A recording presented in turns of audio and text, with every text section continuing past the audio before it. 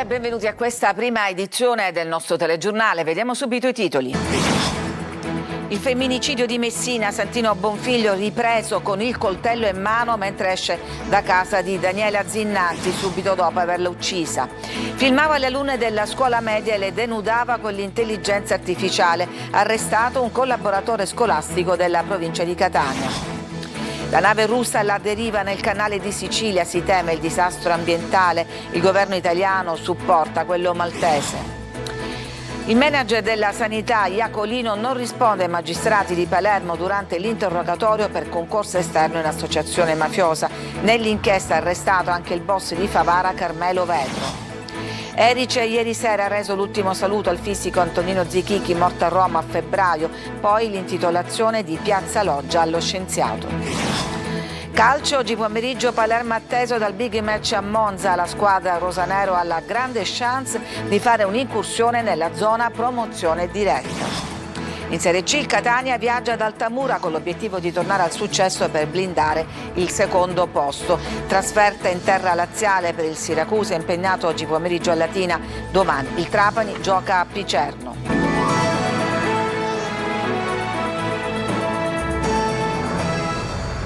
Resta in carcere Santino Bonfiglio, l'uomo che ha ucciso l'ex compagna Daniela Zinnanti a Messina. È stato identificato, oltre che grazie alla confessione, anche grazie alle immagini della telecamera di videosorveglianza che ha immortalato il momento esatto in cui usciva dall'appartamento della donna dopo averla uccisa. Francesco Triolo. Le 22:25 di lunedì 9 marzo è l'istante esatto in cui Santino Bonfiglio esce dall'appartamento di Daniela Zinnanti tenendo nella mano destra il coltello sporco di sangue con cui ha colpito la cinquantenne più e più volte. Sono le immagini della videocamera di sorveglianza del complesso di Via Lombardia ad incastrare il 67enne messinese, quelle immagini che la polizia ha acquisito martedì pomeriggio, il giorno dopo quello del ritrovamento del cadavere della donna. L'uomo, tranquillo, va verso l'uscita del complesso, non corre, non si agita, aveva lasciato tutta la sua rabbia e la sua furia sull'ex compagna. Alla GIP Alessia Smedini e alla PM Roberta Laspeme a confessare il delitto. Il fermo è stato convalidato ed è diventato un'ordinanza di custodia cautelare in carcere. L'uomo ha raccontato di essere andato lì per cercare di convincerla a ritirare la denuncia. Quindi il nuovo litigio, dopo, è un'altra ipotesi, aver saputo di una nuova relazione intrapresa dalla donna. A quel punto avrebbe reagito nella maniera più bruta, utilizzando quel coltello che si sarebbe portato da casa, da quella casa dove erano gli arresti domiciliari, senza quel braccialetto elettronico che invece avrebbe dovuto avere. Dall'autopsia eseguita dal medico legale Alessia Asmundo, la PM Laspeme vuole avere contezza esatta di quando la donna è deceduta, le cause, i colpi inferti e tutti gli altri elementi che potranno completare il quadro dell'indagine. I carabinieri di Favara hanno arrestato un uomo di 25 anni di Licata per tentato omicidio. Il giovane ha coltellato alla gola un 44enne in via Capitano Callea dopo una discussione per futili motivi degenerata in pochi istanti nell'aggressione violenta. Fotografava anche a loro insaputa le alunne di una scuola media della provincia di Catania dove lavorava come collaboratore scolastico e poi modificava le immagini con l'intelligenza artificiale denudandole e facendole apparire accanto a lui come se lo scatto fosse stato fatto mentre erano insieme. Un uomo di 58 anni è stato arrestato, la polizia postale è arrivata a lui grazie all'indicazione di una organizzazione non governativa statunitense che indicava che nel suo account c'erano conservate in memoria immagini e video di pornografia minorile. A casa del collaboratore scolastico è stato infatti rinvenuto un grande quantitativo di immagini e video pedopornografico, anche con vittime in età infantile o con scene di sesso con animali. La nave russa alla deriva nel canale di Sicilia viene costantemente monitorata. A bordo ci sono tonnellate di gasolio e di gas. Si teme il disastro ambientale. Adelaide Barbagallo. Il governo italiano è pronto a dare assistenza a Malta per mettere in sicurezza la petroliera russa Arctic Metagas, alla deriva in zona SAR maltese a sud della Sicilia. Queste le decisioni assunte dopo il vertice a Palazzo Chigi. La nave tiene tutti col fiato sospeso, abbandonata all'equipaggio dopo una serie di esplosioni e alla deriva tra Malta e Linosa in pieno canale di Sicilia. Con il suo carico di 900 tonnellate di gasolio, consistenti quantitativi di gas e olio pesante, è una potenziale bomba ecologica.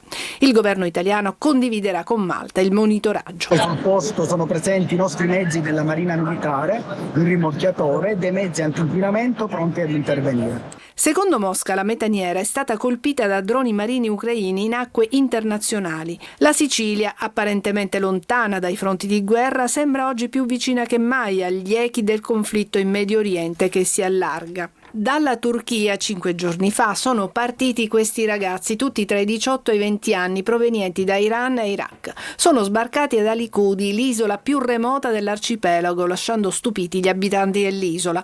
Abbiamo subito immaginato che comunque erano degli immigrati e subito abbiamo dato un nuovo soccorso. I profughi sono stati lasciati nella zona di Alera, sul versante più impervio dell'isola. Avevano con sé cibo e acqua, hanno acceso un fuoco e trascorso la notte all'aperto. All'alba un pescatore lancia l'allarme, diverse barche partono dal paese, un drone li cerca dall'alto. I ragazzi hanno già abbandonato l'isola, accompagnati da carabinieri e guardia costiera. Si è avvalso della facoltà di non rispondere il super manager Salvatore Iacolino, accusato di concorso esterno in associazione mafiosi. Intanto continuano a emergere particolari sull'indagine dell'intreccio tra mafia e corruzione alla Regione. Si è presentato in procura a Palermo alle 7:30 del mattino e in meno di un'ora era già andato via. Giusto il tempo di mettere a verbale la scelta di avvalersi della facoltà di non rispondere. Salvatore Iacolino non ha detto nulla ai magistrati che lo indagano per concorso esterno in associazione mafiosa. I suoi avvocati Giuseppe Di Peri e Arnaldo Faro vogliono prima conoscere il materiale in mano alla procura e contano sull'udienza davanti al Tribunale del Riesame, al quale hanno avanzato richiesta di dissequestro degli 88.000 euro in contanti trovati al manager e dei telefonini. In quella sede la procura dovrà portare le carte e la difesa le conoscerà. Fino ad allora non una parola sulla base delle sommarie accuse contenute nelle 14 pagine di decreto di perquisizione domiciliare notificato al manager. Ma se alla difesa non è stato notificato praticamente nulla, continuano invece a circolare negli ambienti politici e in quelli giornalistici una quantità di dati che mostrano come l'inchiesta non si limiti alle cose già note. Iacolino avrebbe aperto le porte della regione al suo compaesano, il boss di Favara Carmelo Vetro, massone e figlio d'arte, essendo il padre morto all'ergastolo. Lui stesso ha scontato una condanna a 9 anni. Iacolino lo avrebbe presentato come persona affidabile alla vicepresidente dell'antimafia Bernadette Grasso, che, sentita come testimone, ha confermato la circostanza, ma anche al capo della protezione civile Salvo Cocina. Nessuno dei due è indagato. Secondo le carte, il rapporto fra Vetro e Iacolino va ricercato più indietro nel tempo e posa le basi nelle campagne elettorali per le elezioni al Parlamento europeo. Agli atti, inoltre, le intercettazioni attraverso un virus Trojan nel telefono cellulare, attraverso il quale gli uomini dello SCO avrebbero ascoltato Iacolino dire a Vetro: per questo e per quell'altro ti presento un amico piuttosto che un altro, prima di introdurlo ad esempio in almeno 2 aziende sanitarie, quella di Messina e quella di Siracusa. A Siracusa intanto si è dimessa il commissario straordinario, lasciando dietro di sé una bufera politica. Non potevo sapere che entrava e che usciva dall'assessorato, così l'assessore alla salute Daniela Faraoni commenta l'ultima inchiesta sulla sanità siciliana. Addolorata e amareggiata per la nuova inchiesta che ha scosso la sanità siciliana, l'assessore alla salute Daniela Faraoni commenta con dispiacere l'ultima inchiesta che vede anche il super manager Salvatore Iacolino indagato per concorso esterno in associazione mafiosa, un'indagine che secondo l'assessore va ad eclissare il lavoro che è stato fatto fino adesso, l'inaugurazione del nuovo pronto soccorso dell'ospedale Cervello a Palermo. Per questo che sono fatti e accadimenti per noi dolorosi, perché di fatto È come se in questo momento la stampa si occupasse di tutto ciò, giustamente, ma anche l'opinione pubblica giustamente si occupa di fatti che in qualche maniera oscurano un sacrificio di un anno che nel mio caso, visto che io da un anno che sono qui, abbiamo fatto insieme a tutte le direzioni generali. Sulle amicizie di Iacolino e soprattutto quella con il boss di Favara, la Faraoni ha detto: rivendico l'impossibilità di sapere chi entrava e usciva dall'assessorato. Con Iacolino mi sono anche scontrata, ha aggiunto l'assessore. Certamente c'è amarezza. E vediamo un'altra inchiesta, quella sulla frana di Niscemi, che entra in una fase cruciale. I magistrati della Procura di Gela si sono recati a Roma per ascoltare testimoni chiave. Sentiamo GR Italia.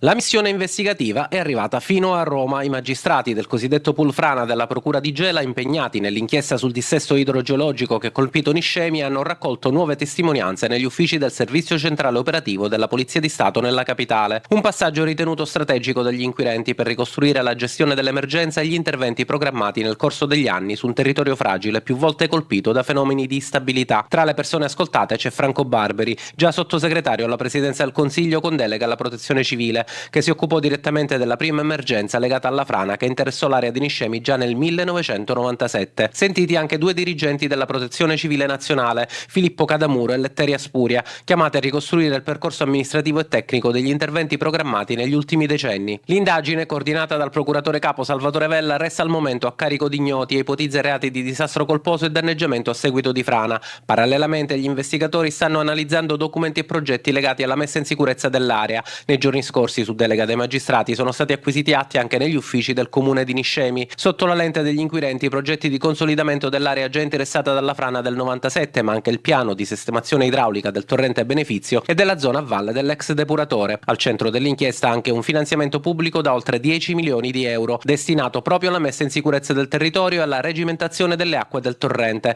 Risorse stanziate, ma lavori mai avviati. Un iter amministrativo rimasto per anni bloccato negli uffici regionali, dove soltanto lo scorso anno è stato nominato il responsabile unico del procedimento. Da settimane i magistrati stanno ascoltando persone informate sui fatti per capire se ritardi o omissioni possono aver contribuito a lasciare esposto a rischio un territorio che continua a fare i conti con le conseguenze del dissesto idrogeologico.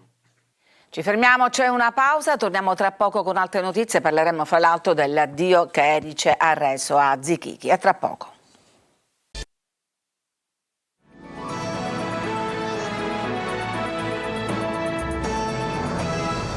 Eccoci di nuovo in studio, vi mostriamo queste immagini notturne girate a Catania e provenienti da Via della Concordia. Proprio ieri avevamo denunciato in alcune zone di San Cristoforo la mancanza di luce da oltre un mese. Come vedete, dopo il nostro servizio l'impianto di illuminazione è stato ripristinato. A causare il blackout, secondo quanto si apprende, sarebbe stato l'ennesimo furto di rame, opera dei ladri, sempre a caccia del cosiddetto oro rosso. È una notizia di servizio che riguarda gli automobilisti in transito sulla circonvallazione di Catania, in particolare al Tondo Gioeni, dove da ieri e fino a lunedì pomeriggio è prevista la chiusura temporanea per lavori del torna indietro su Viale Andrea Doria. Il traffico in direzione Mister Bianco sarà deviato in corrispondenza appunto del torna indietro successivo, distante circa 700 metri dal punto di chiusura, consentendo così l'inversione di marcia e la prosecuzione lungo la viabilità ordinaria. Gli interventi si sono resi necessari per migliorare il sistema di raccolta delle acque urbane. Migliaia di studenti si sono sfidati sulla conoscenza del cervello e del sistema nervoso con domande su memoria, sonno e malattie neurologiche. A Catania la fase regionale delle Olimpiadi delle Neuroscienze. Sentiamo Adelaide Barbagallo.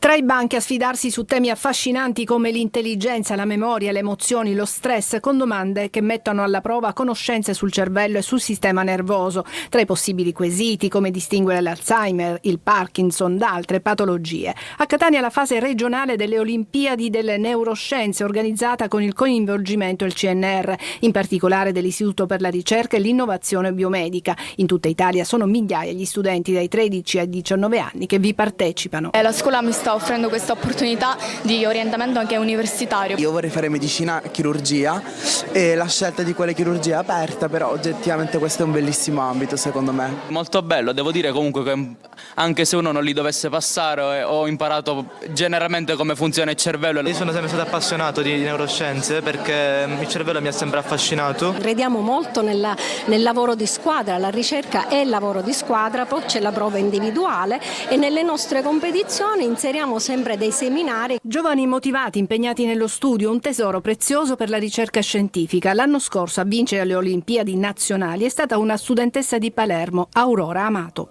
Ho studiato da dei manuali universitari e è stata un'esperienza per me bellissima, formativa. Il futuro per conoscere meglio e curare le malattie neurodegenerative parte anche da qui, da questi giovani, dalla ricerca. La gara fa parte dell'International Brain Bee, il più importante concorso dedicato alle neuroscienze per gli studenti. Ed Erice ieri sera ha reso l'ultimo saluto al fisico Antonino Zichichi, morto a Roma il mese scorso. Una cerimonia tra parole e musica e poi l'intitolazione di Piazza Loggia, cuore pulsante del Borgo, allo scienziato Laura Spanò. Erice ieri si è ritrovata nel Real Duomo per dare l'ultimo saluto terreno al professore Antonino Zichichi, lo scienziato trapanese scomparso il 9 febbraio scorso. Erice non è una scelta casuale, qui sarà tumulato assieme alla moglie ed è in questa città che il professore Zichichi 63 anni fa ha fondato il Centro di Cultura Scientifica Ettore Majorana, diventato negli anni punto di riferimento per fisici e scienziati internazionali grazie ai convegni e seminari sulle emergenze planetarie frequentati da premi Nobel. La celebrazione liturgica in suffragio, officiata dal vescovo Pietro Maria Fragnelli, è stata accompagnata dall'ensemble del Conservatorio Santa Cecilia di Roma. Non era solo di altissimo livello la sua conoscenza scientifica, era anche di particolare efficacia la sua competenza nel trasmettere a ogni tipo di pubblico. Oggi molti lo ricordano anche da questo punto di vista. Presenti i familiari, le principali autorità del territorio e i figli, Cosimo, Lorenzo e Fabrizio. Nelle sue parole il ricordo del padre. Cosa perde l'umanità senza Zichichi? L'umanità non perde, ma non perde nulla se tutto quello che sono stati i suoi insegnamenti verranno continuati ad essere propagandati e portati avanti da tutte le altre persone a cui lui faceva riferimento. A seguire la cerimonia di intitolazione di Piazza della Loggia ad Antonino Zichichi, con la scopertura della nuova targa che lo dedica ufficialmente al fisico, un atto d'affetto della città nei confronti dello scienziato che ha portato Erice nel mondo e il mondo ad Erice, come ha ribadito il sindaco Daniela Toscano.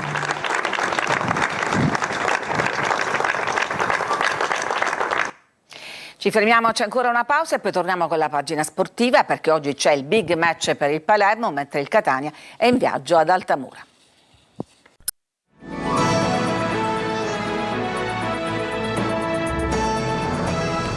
Siamo al calcio, oggi pomeriggio Palermo atteso dal big match a Monza. I rosanero hanno la chance per fare un'incursione nella zona promozione diretta. Ci dice tutto Marco Gullà. Ci sono momenti nella vita in cui ti rendi conto di essere maturato, di essere diventato grande. Probabilmente è così anche nel calcio, ma bisogna dimostrarlo. Il Palermo forse grande lo è diventato, ma oggi pomeriggio dovrà confermarlo nel match più importante della stagione, quello all'U Power Stadium contro il Monza.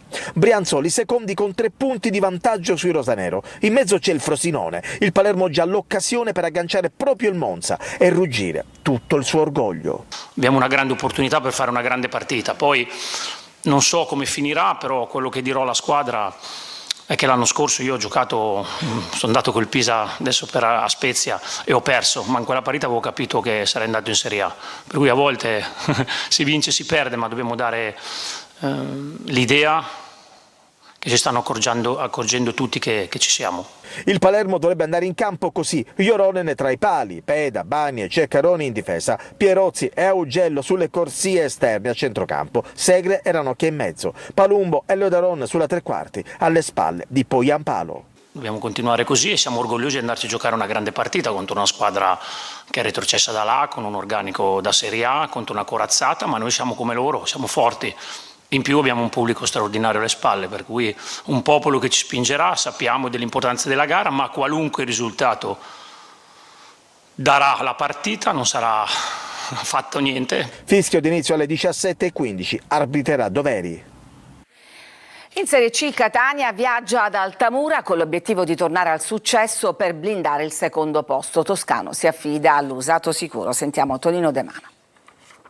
L'usato sicuro è quello che dà più garanzie. Lo sa bene Mimmo Toscano che contro l'Altamura si affiderà alla vecchia guardia per tornare al successo e scacciare qualche fantasma che aleggia dalle parti del Massimino. Accantonati i sogni di gloria, quantomeno per la promozione diretta, il Catania ha l'obbligo di blindare il secondo posto dai possibili attacchi di Cosenza e Salernitana. Un punto nelle ultime 3 partite ha spento gli entusiasmi ed alimentato malumori, ma non tutto è perduto visto che la porta, seppur di servizio per la Serie B, è ancora aperta.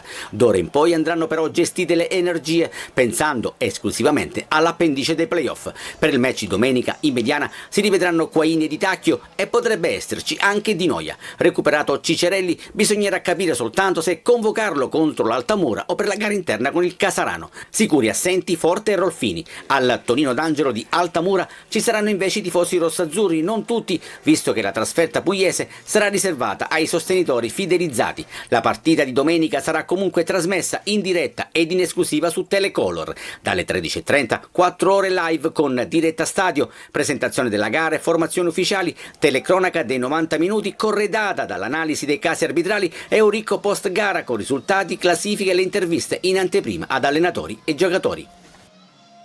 Trasferta in terra laziale per il Siracusa impegnato oggi pomeriggio a Latina, domani il Trapani gioca a Picerno. Sentiamo Sergio Colosi. L'obiettivo play-out passa anche dalla trasferta di oggi a Latina. In attesa della seconda penalizzazione, il Siracusa ritrova il campo, l'unico alleato con un bottino di 7 punti in 3 giornate. 8 lunghezze di ritardo da un Latina finalista di Coppa Italia, ma con una sola vittoria in 8 partite, 2-0 al Sorrento lo scorso 5 marzo. Gli azzurri puntano al successo per evitare l'ultima posizione e non staccarsi da chi li precede. Assenti Zanini, Marafini, Pannitteri e Falla.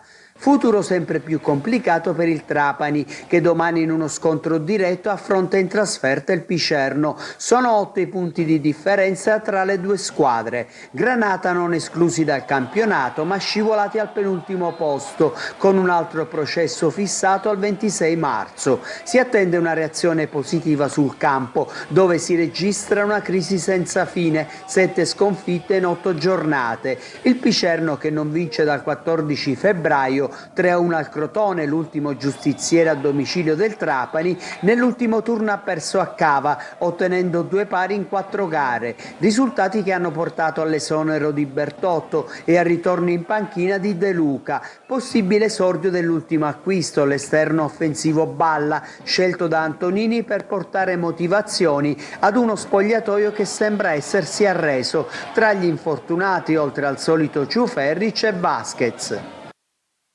Tutto per questa edizione, grazie per averci seguito, vi auguro una buona giornata.